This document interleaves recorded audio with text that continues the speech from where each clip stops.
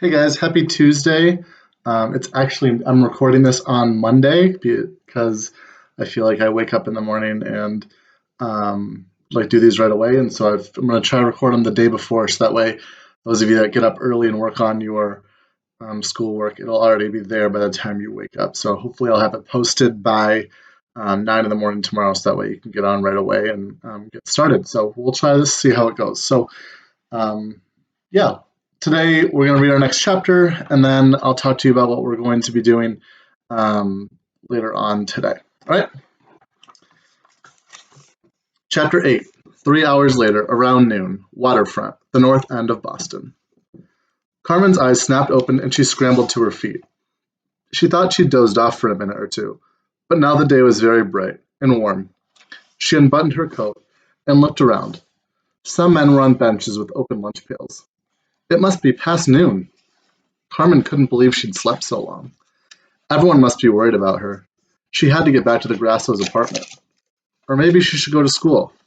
Maybe she should. And then her insides turned to jelly. Where was Rosie? Carmen whirled around, but the horse was nowhere to be seen.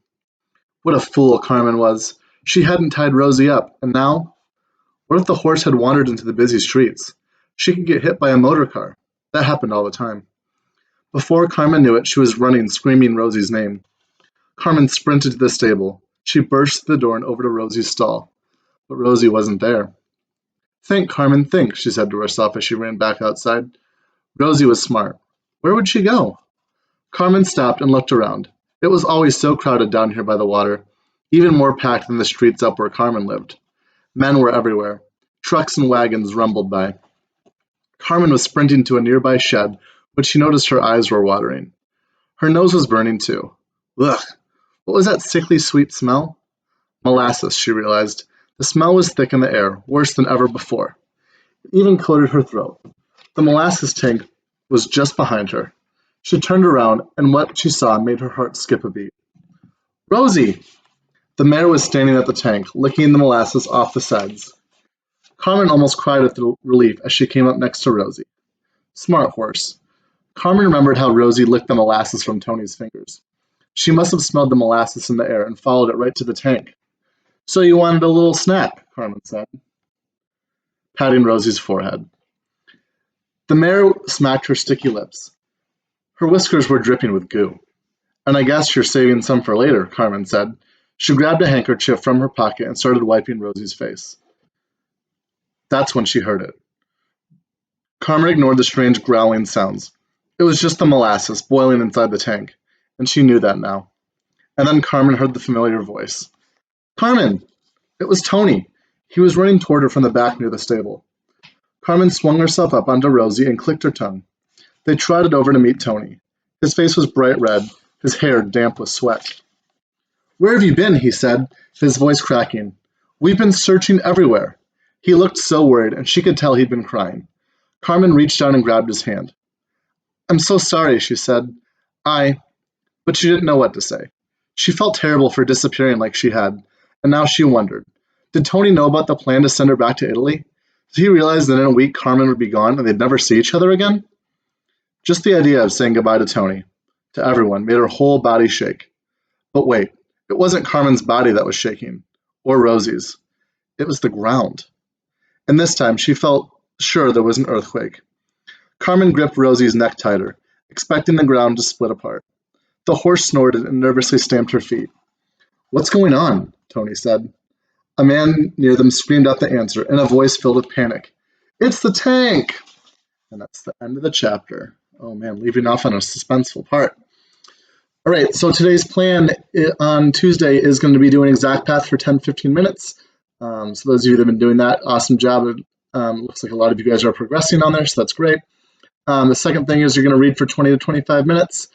The next thing you're going to do is you're going to take the article that you read yesterday, and you're going to find your 5 keywords. So again, this is the third week we've done this, so hopefully we know it by now. You're going to find your 5 words. You're going to create a Google Doc, and you're going to write the word, and then you're going to look up their definition.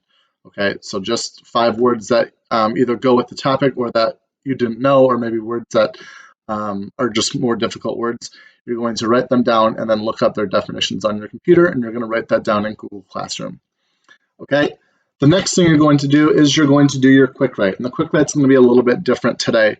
So I'm going to read the prompt and then I'll explain it because it's kind of confusing. And so I'm taking this from, I've used it a couple times this year. If you remember, it was the book in front of my classroom, like right by where the agenda was written and all that stuff. It's called The Creativity Project. It's got a bunch of different prompts in them. So the one we're going to do today, for this one, it's going to be a narrative story. So it's going to be a story about whatever you would like. However, it needs to start with this. So everyone's story has the same opening sentence. I had everything I needed in my pockets. $25, chapstick, a map, and blank. Okay, so I'll read it again and then I'll also put it on Google Classroom. I had everything I needed in my pockets. $25, chapstick, a map, and blank. Okay, so what you're going to do is you're going to write a story using that as your first sentence. Okay, so it can be whatever you like. Whatever else is in your pocket, you can make that up. It can be your keys, it can be a snack, it could be your phone, it could be a picture of your parents, it could be your lucky quarter, whatever you want to put in your pocket, and then you're going to just write a story. Okay, that touches back on those things. So you have your $25, your chapstick, a map. It doesn't say where the map is to, so you get to determine where that map is going. So it could be a map of like Battle Creek, it could be a map of a made-up place because it's your own story. Okay, and then you're filling in the blank with what else is going to be in your pocket. Remember, it is like a normal pocket, isn't like a super-sized pocket that like you can fit a house in or something like that. Okay, so think about it as like a pocket. It doesn't say a coat pocket or a pants pocket, so you can kind of just imagine whichever one you're kind of thinking when you hear that story. Okay, so when you do that, you're going to just do it like a normal quick write. So you'll start writing for 5 minutes, you'll stop, you'll take a minute break, you'll count up your words, all that, and then you'll write for your second 5 minutes. Okay. And for these ones, I want you to do it on Google Classroom as well. So you're going to create another doc. Okay, so there'll be on Tuesday's assignment, you'll be creating 2 docs. One is going to be for your 5 vocabulary words, and your second one is going to be for your story. Okay, because I want to see these because it just seems interesting. So I want to see your writing. Okay, so go ahead and create a second doc. You can just title it Quick Write or whatever you want to title it. And I should see everyone's story starting with the same sentence until the last word, obviously. Right? It says, I had everything I needed in my pockets, $25, chapstick, a map, and blank. And that's where everyone's will be different. Okay, so that's what we're going to do today. If you are still working on your slideshow for your informational project from a couple weeks ago, try to get that done by Wednesday. I'd like to look through everyone's and kind of give a grade, like what if it was a graded assignment like we were in school, just to give you a grade on what you would have gotten if it was in school. So give you some feedback, and I'll talk about on tomorrow's video how I'm going to do that.